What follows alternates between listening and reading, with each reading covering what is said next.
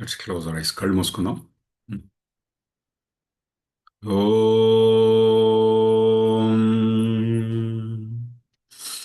ఓం. ఓం. గురుర్బ్రహ్మా గురుర్విష్ణుః గురుర్దేవో మహేశ్వరः గురుः సాక్షాత్ పరం బ్రహ్మ తస్మై శ్రీ గురవే నమః. అఖండమండలాకారం వ్యాప్తం యేన చరాచరం त्वत्पदं दर्शितं येन तस्मै श्रीगुरवे नमः. गुरवे सर्वलोकानां विषजे भवरोगिणां निधये सर्वविद्यानां दक्षिणामूर्तये नमः. ॐ नमः प्रणवार्थाय शुद्धज्ञानैकमूर्तये निर्मलाय प्रशान्ताय दक्षिणामूर्तये नमः. सदाशिवसमारम्भां शङ्कराचार्यमध्यमाम् अस्मत्श्रीगुरुपर्यन्तां वन्दे गुरुपरम्पराम्. వక్రతుండ మహాకాయ కోటి సూర్య సమప్రభ నిర్విఘ్నం కురు మే దేవ సర్వకార్యేషు సర్వదా. ఓం నమ శివాయ.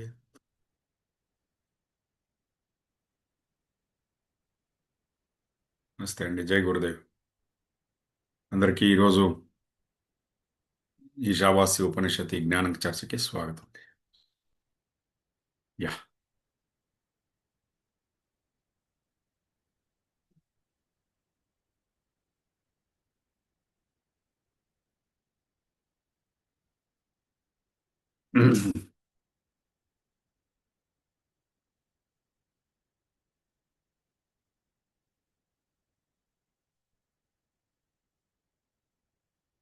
సో నిన్న దేవతలు ఎలా ఉంటారు, ఉమ్, అది చూసాం మనం.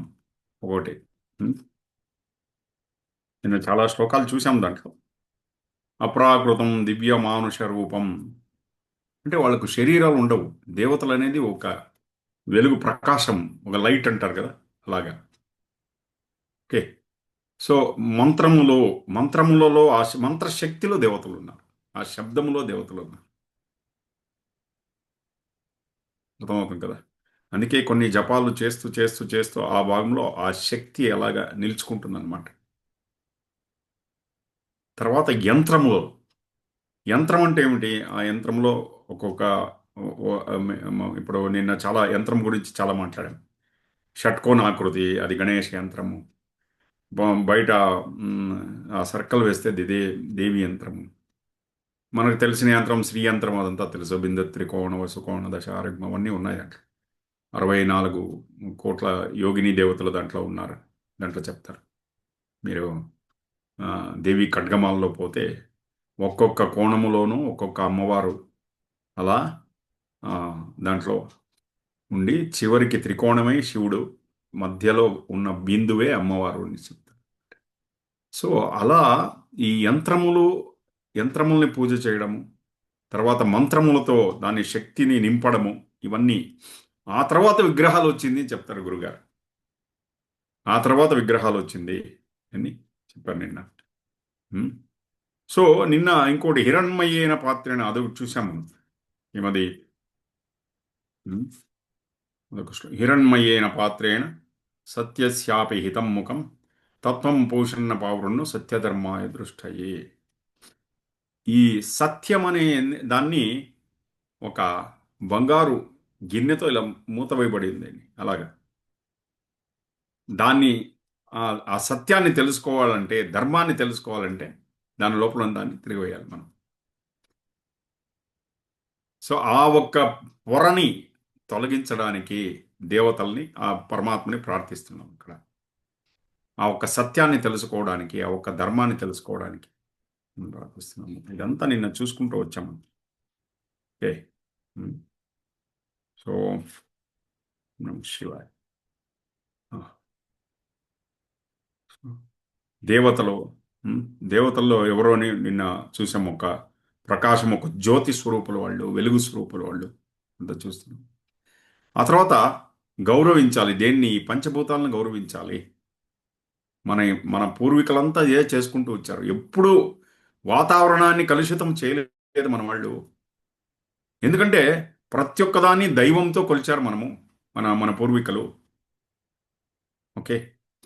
ఆ? సో యజ్ఞము అనే దానికి అర్థం నిన్న అదే చెప్పారు గురువు. యజ్ఞం అంటే ఏమిటి? ఈ పంచభూతాల్ని గౌరవించడము, సత్కరించడము,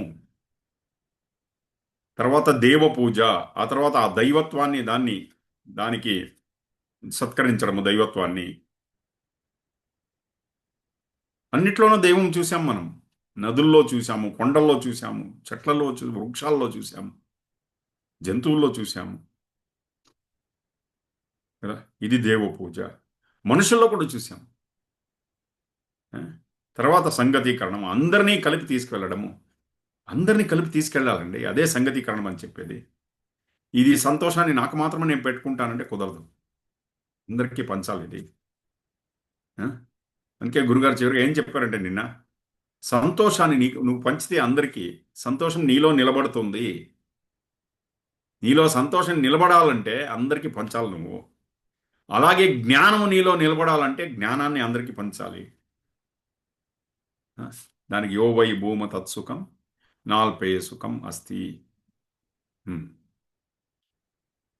సంకుచితత్వములో సంతోషము లేదు.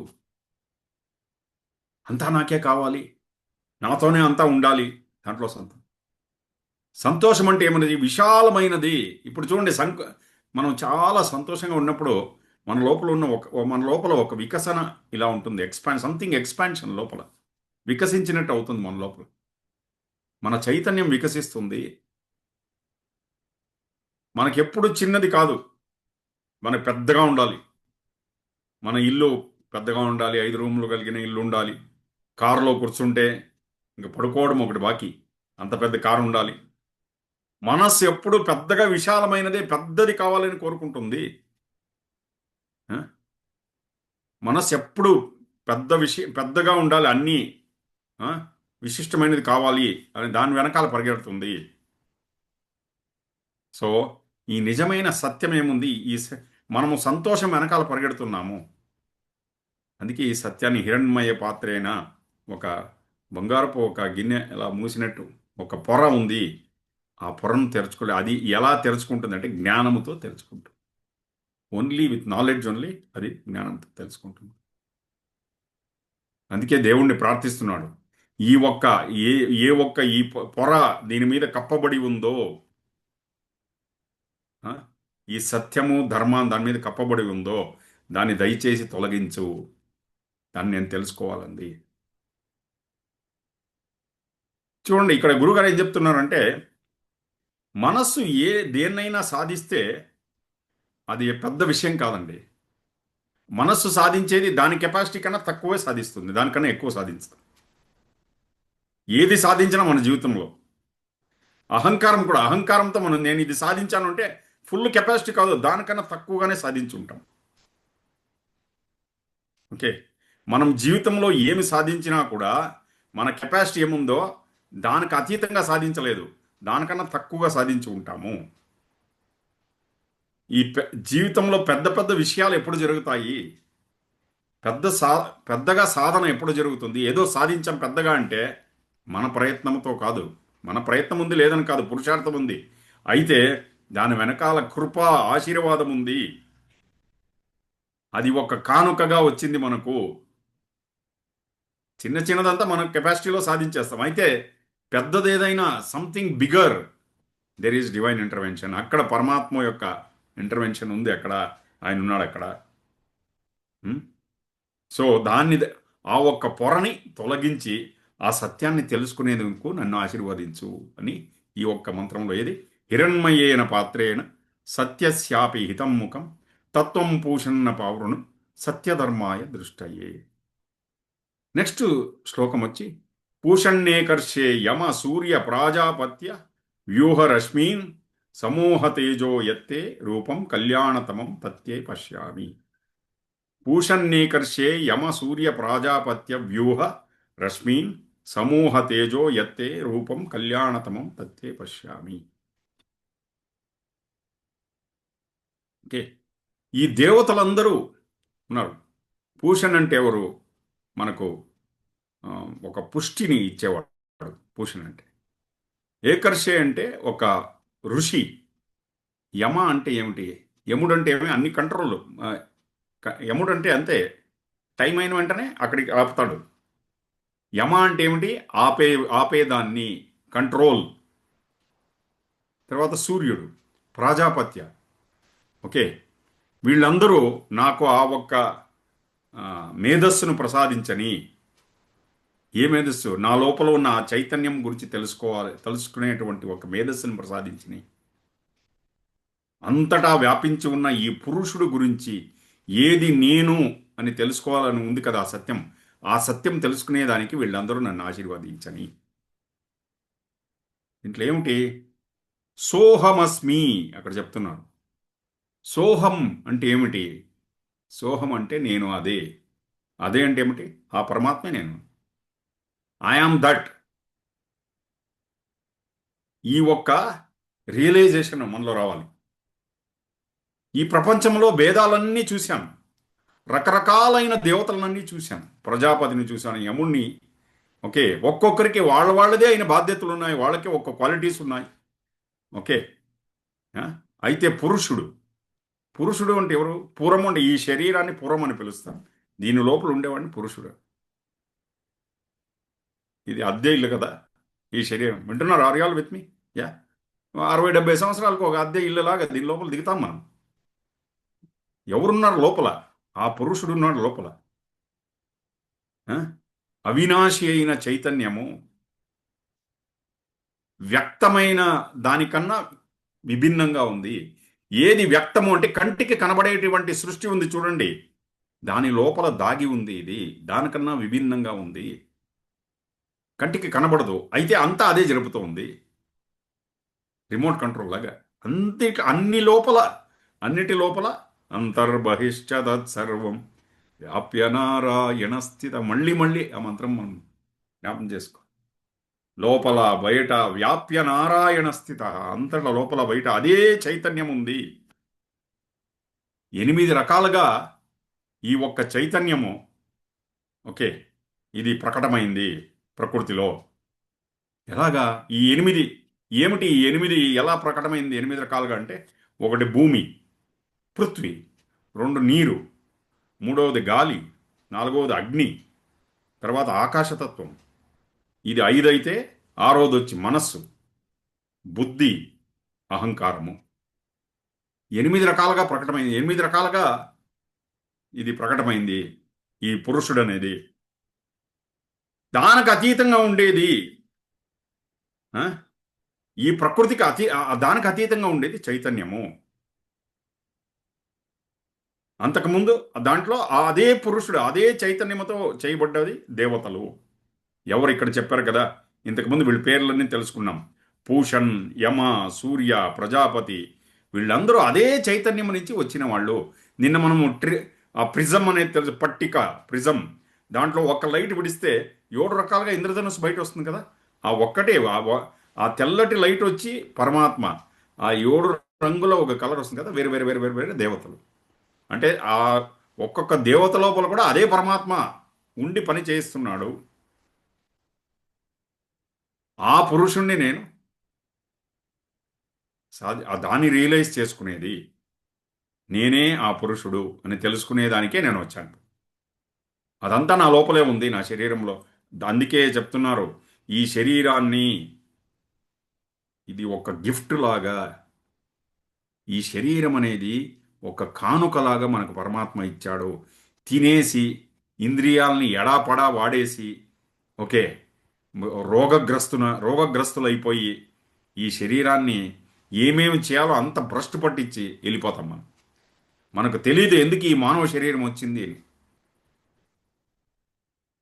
అందుకే మహాన్యాస మంత్రంలో చెప్తారు ఏమంటే, దేహో దేవాలయ ప్రోక్తో. ఈ శరీరం దేవాలయములాగా దాన్ని చూసుకో. జీవో దేవ సనాతన. నీ శరీరం లోపల జీవుడు దేవుడు, అతను సనాతనుడు. అంటే ఇప్పటి కాదు, 1,00,000 సంవత్సరాలు, ఎన్నో లక్షల సంవత్సరాల నుంచి ఉన్నాడు అతను. అజ్ఞానమనే నిర్మాల్యాన్ని త్యజించి, త్యజేత్ అజ్ఞాన నిర్మాల్యం సోహం భావేన పూజయేత్. సోహం అనే భావనతో పూజ చేయి. ఈ మంత్రం మనకు తెలవకపోయినా గురువుగారు మనకి ఆల్రెడీ సుదర్శన క్రియలో ఇచ్చేశారు. సోహం సో ఎంత బ్రహ్మజ్ఞానాన్ని అయినా ఫస్ట్ క్లాస్‌లోనే ఇచ్చేసి ఫస్ట్ కోర్స్‌లోనే ఫస్ట్ ఏది ఎంట్రీ లెవెల్ కోర్స్‌లో ఇచ్చేసారు ఆయన మనకు. సోహం నేనదే, నేనదే, నేనదే, నేనదే. ఆ! ఈ దేవతలంతా నా శరీరంలో వేరే వేరే అంగాల్లో ఉన్నారు వాళ్ళందరూ. ఎందుకంటే మనం చూసాం. ఒక్కొక్క అంగంలో కూడా ఒక్కొక్క దేవత ఉన్నారు. ప్రజన్నే బ్రహ్మ తిష్టతో పాదయోర్ విష్ణు పాదంలో విష్ణువులు ఉన్నారు. ఇట్లా ఒక్కొక్క అంగంలో శరీరం అంతటా ఉన్నారు. నేను ఈ శరీరం లోపల ఉన్న పురుషుడు. సోహమస్మి. నేనే అది. ఆ చైతన్యమే నేను చెప్తున్నారు. హ్మ్.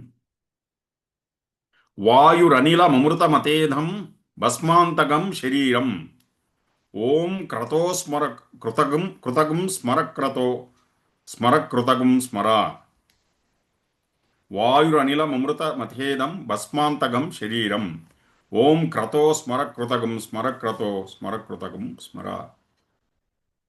హ్మ్. నా శరీరంలో ఉండే ఈ ప్రాణము అనంతమైన ప్రాణముతో ఒకటవని.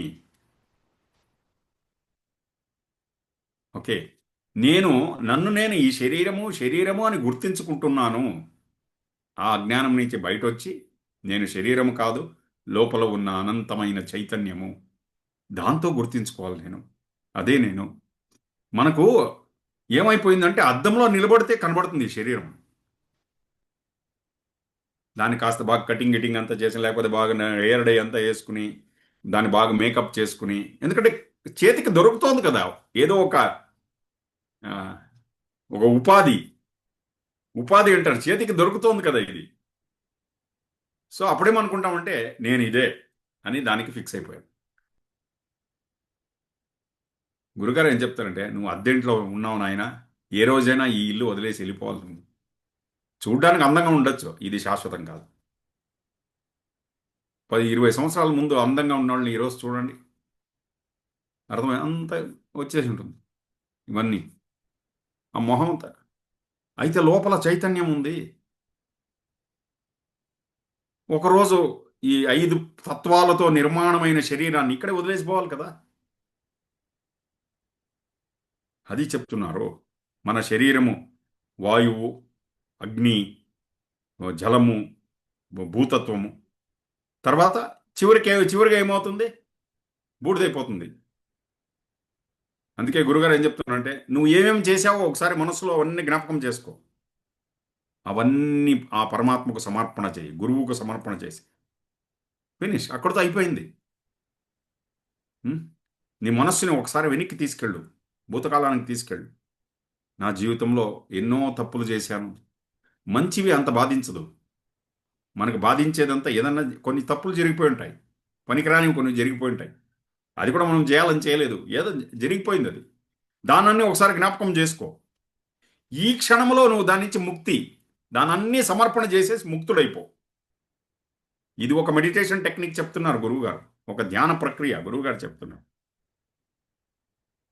మనమేమంటే మనం మర్చిపోతాం. నేను కూడా మరణిస్తానని. ఈ శరీరాన్ని వదిలేసి నేను అంటే ఏమిటి? శరీరము. శరీరం మరణిస్తుంది అని మర్చిపోతాం. మనకు మరణం లేదు. మనమంటే ఎవరు? చైతన్యము. ఇప్పుడు మనం అడ్రెస్ మార్చుకోవాలి. అర్థమవుతుంది కదా! అడ్రెస్ మార్చుకోవాలి. ఏమంటే నేనంటే శరీరం కాదు. లోపల ఉన్న చైతన్యము.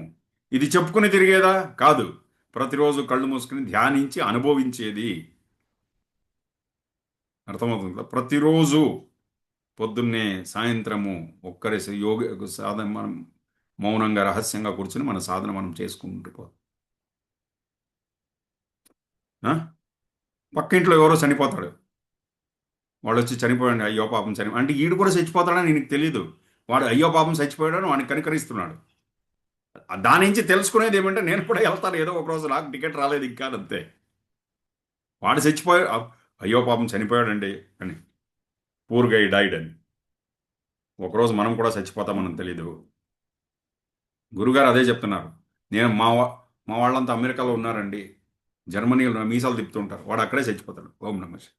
వాడిని కూడా వదలదు మరణం అనేది. ఎవడిని వదలదు. మా రిలేషన్‌లో ఒకరుండేవారు. వాళ్ళు కూతురు అమెరికాలో ఉంది. అంటే అక్కడ అమెరికాలో ఏదో పెద్ద బ్యాంకులో పనిచేసేదాన్ని. వాళ్ళు ప్రతిసారి కలిసినప్పుడు మా మా కూతురు అమెరికాలో ఉంది, అమెరికాలో ఉంది, అమెరికాలో ఉంది అని చెప్తుండేవారు. మాకు అనిపించింది ఇదేం అమెరికా అంటే ఏం స్వర్గమా? లేకపోతే ఇంకేంటిది? ఇక్కడ ఇంకేదో భూమి నుంచి వేరే ప్లేస్‌లో ఉందా? ఏముంది అని అడిగితే, అక్కడ వాళ్ళు చెప్పేవాళ్ళు. ఇక్కడి నుంచి అంతా అక్కడికి ఇది పోతుంది, బియ్యం పోతుంది, తర్వాత కూరగాయలు అవి కొన్నన్నీ తప్పించుకుంటారు. అంతే కదా! మనకి ఇక్కడే రోడ్లో దొరుకుతుంది అవన్నీ. వాళ్ళేదో స్వర్గంలో ఉన్నట్టు వాళ్ళు ఒకరోజు ఆమెకు హార్ట్ అటాక్ అయ్యి చనిపోయింది. ఆ తర్వాత వాళ్ళు డిప్రెషన్‌లోకి వెళ్ళిపోయారు. ఇప్పుడు చెప్పుకోవడానికి ఏమి లేదు కదా పాపం వాళ్ళ దగ్గర. వాళ్ళ దగ్గర చెప్పుకోవడానికి మా అమ్మాయి అమెరికాలో ఉంది అని చెప్పుకోవడానికి లేదు పాపం వాళ్ళ దగ్గర. వాళ్ళు ఇప్పుడు ఎక్కడైనా బయటికి రావాలంటే కొద్దిగా జంకుతారు. ఎక్కడున్నా మరణం అనేది వదలదు. చెన్నైలో ఉండని, మంగళూరులో ఉండని, ముంబైలో ఉండని, ఢిల్లీలో ఉండని, జర్మనీలో ఉండని. ఎక్కడైనా గానీ ఒకరోజు ఈ శరీరాన్ని వదిలేసి వెళ్ళిపోవాల్సిందే. శరీరము భస్మంగా మారిపోతుంది. సో, గురువుగారు ఇక్కడ అడుగుతున్నారు. ఓకే. శరీరాన్ని వదిలేసిపోవాలి కదా! ఎలా వదలాలనుకుంటున్నావు ఈ శరీరాన్ని? How you want to leave this body? శరీరాన్ని ఎలా వదలాలనుకుంటున్నావు? దుఃఖముతో కొట్టుకుని వదిలేయాలనుకుంటున్నావా? దుఃఖంతో ఏడ్చి ఏడ్చి వదిలేయాలనుకుంటున్నావా? లేకపోతే పూర్తి కోరికలు నింపుకుని రాగద్వేషాలతో చచ్చిపోవాలనుకుంటున్నావా? ఈ శరీరాన్ని నుంచి బయట ఎలా పోవాలనుకుంటున్నావు? దీన్ని అష్టావకర గీతలో అడుగుతారు గురువుగారు. అందుకే శరీరము నిన్ను వదిలేస్తే మరణము. నువ్వు శరీరాన్ని వదలడం నేర్చుకో అదే ధ్యానము. అది సమాధి. ప్రతిరోజు శరీరాన్ని వదలడం నేర్చుకో. ధ్యానంలో చూడండి శరీరము ఒక్కొక్కసారి శరీరం పైన ప్రజ్ఞ ఉండదు ఒక్కొక్కసారి. ఎందుకంటే లోపల సూక్ష్మ శరీరము, కారణ శరీరంలో వెళ్ళి అక్కడ ఉండిపోతాం మనం. అప్పుడు స్థూల శరీరం ఉన్నట్టు లేదని అనిపిస్తుంది మనకు. కరెక్టా? చూడండి. సుదర్శన క్రియ చేసిన తర్వాత పడుకుంటాం కదా! పడుకున్నప్పుడు శరీరం ఉన్నట్టే అనిపించదు. కరెక్ట్. అది ఎందుకంటే మన ఎరుక పూర్తిగా వెళ్ళి కారణ శరీరంలో చేరి ఉంటుంది. అంటే కాజల్ బాడీ లోపల ఉన్న చైతన్యంలో చేరిపోయి ఉంటుంది. ఆ! నేనే పరమాత్మ, నేనే బ్రహ్మన్ అని తెలుసుకునే దానికే వచ్చావు. ఇక్కడే అతుక్కుపోయావు. చిన్న చిన్న విషయాల్లో ఇరుక్కుపోయావు నువ్వు. ఈ శరీరాన్ని కోపంతో వదలాలని అనుకుంటున్నావా? ఫ్రస్ట్రేషన్‌తో వదలాలని అనుకుంటున్నావా? లేకపోతే ద్వేషంలో వదలాలనుకుంటున్నావా? మళ్ళీ అవన్నీ చేస్తే వెనక్కి రావాల్సొస్తది. అర్థమవుతుంది కదా! నేను ఈ శరీరం కాదు చైతన్యమని తెలుసుకును. ఓం క్రతో స్మర. ఆ! ఆ ఓంకారములో ఒకటైపో. ఎప్పుడు మనకు ఈ శరీరం భస్మమైపోతుందని తెలుస్తుందో, అప్పుడు లోపల ఒక చైతన్యం పుట్టుకొస్తుంది. ఒక శక్తి పుట్టుకొస్తుంది. ఆ! సో, ఒక చిన్న పాప ఎంత చైతన్యంతో ఉంటుందో అప్పుడు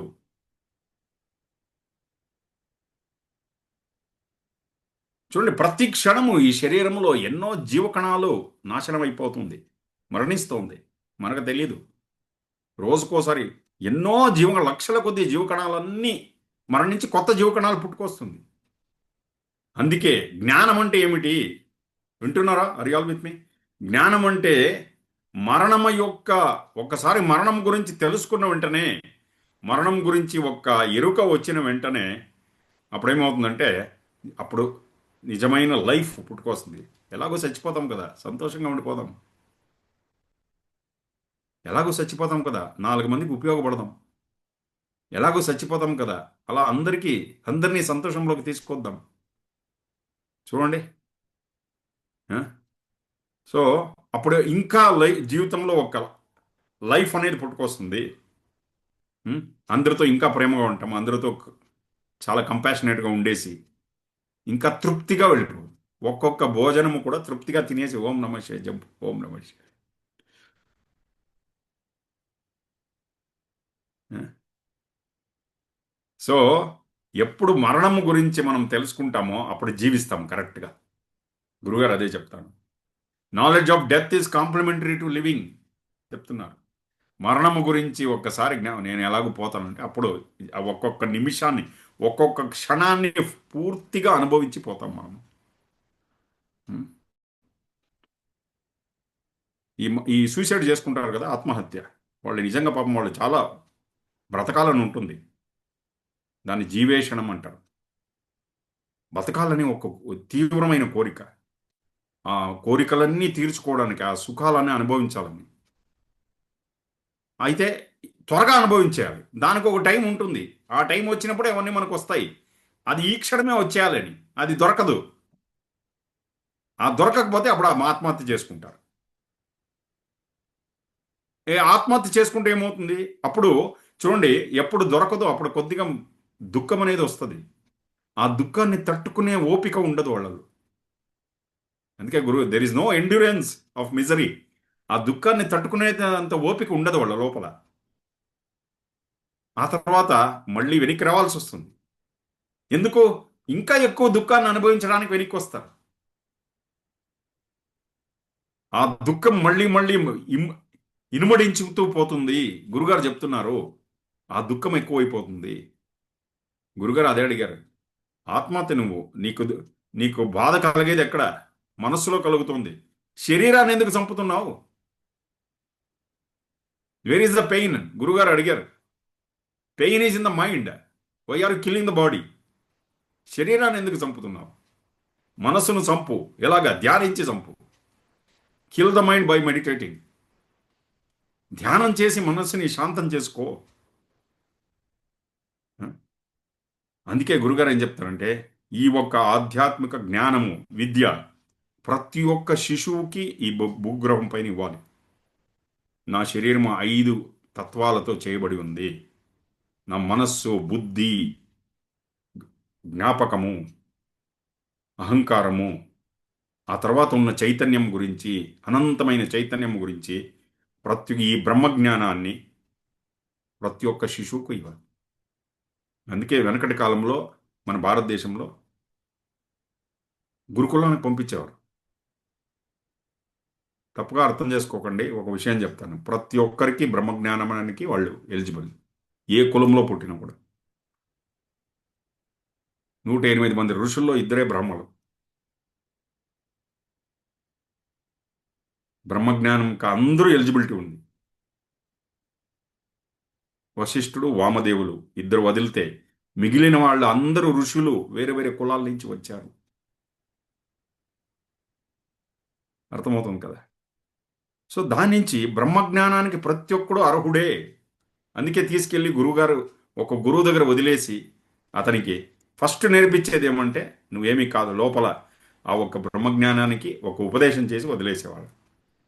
నేను ఆత్మస్వరూపుణ్ణి, శరీరం కాదు అని ఒక జ్ఞానాన్ని వాళ్ళకు వదిలేయాలి. నేను శరీరమా? ఈ చిన్నపిల్లలు ఇప్పుడు 18-20 సంవత్సరాలకి బుద్ధి ఎక్కువ పనిచేస్తుంటుంది వాళ్ళకి. బుద్ధి ఎక్కువ పనిచేసే వాళ్ళకి ఏమి అంటే, నువ్వు శరీరమా? ఆ, నువ్వు శ్వాస, మనస్స, బుద్ధ, జ్ఞాపకమా, ఈ అనలైజింగ్ వాళ్ళలో వాళ్ళ అనలైజేషన్కి వదిలేయాలి. ఆ తార్కికమైన బుద్ధికి ఈ జ్ఞానాన్ని ఇచ్చేయాలి. అప్పుడు వాళ్ళు దాన్ని లోతుగా విశాలంగా తెలుసుకుంటారు. వాళ్ళలో ఒక సత్యాన్ని తెలుసుకునేటువంటి ఒక కోరిక వాళ్ళలో పుట్టించాలి మనం. అప్పుడు ఈ ప్రపంచానికి ఒక అద్భుతమైన ఒక మనీషిని ఇచ్చినట్టు మనకు అదే నిజమైన విద్య అని చెప్తున్నారు గురుగారు. లేకపోతే ఏ తల్లి కూడా తన కొడుకు తీవ్రవాది, మతోన్మాది కావాలని కోరుకోదు. అంతా వాళ్ళందరూ బ్రెయిన్ వాష్ చేసేసారు వాళ్ళకి. ఓకే. అందుకే ఈ ఆధ్యాత్మిక జ్ఞానం చాలా చాలా చాలా అవసరం. ఓకే. సో ఈ రోజుకి ఇంత చాలా అనుకుంటా. ఇంకా మిగిలింది రేపు చూద్దామండి. ఇంకేం ఆల్మోస్ట్ థ్యాంక్ యూ సార్. ఓం నమ శివాయ. ఎంత టైం ఎంత అయింది దీపక్ గారు? 8:30. చాలు. Tomorrow will see. రేపటికి లాస్ట్ అండి, అయిపోతుంది. ఇంకో 3-4 శ్లోకాలు ఉంది. Tomorrow will. ఈశావాస్యం రేపటికి ఎండ్ అవుతుంది. ఆ తర్వాత చూద్దాం. నెక్స్ట్ కేనోపనిషత్తు ఉంది. అది నెక్స్ట్ ఎప్పుడైనా చూద్దాం. ఒక 10-12 డేస్ మనకు టైం దొరికింది. Okay. Thank you very much for listening. జై గురు. అందరూ జై గురుదేవ్ ఉండండి ఒక 2 నిమిషాలు. ఎస్ అండి, థ్యాంక్ యూ. సార్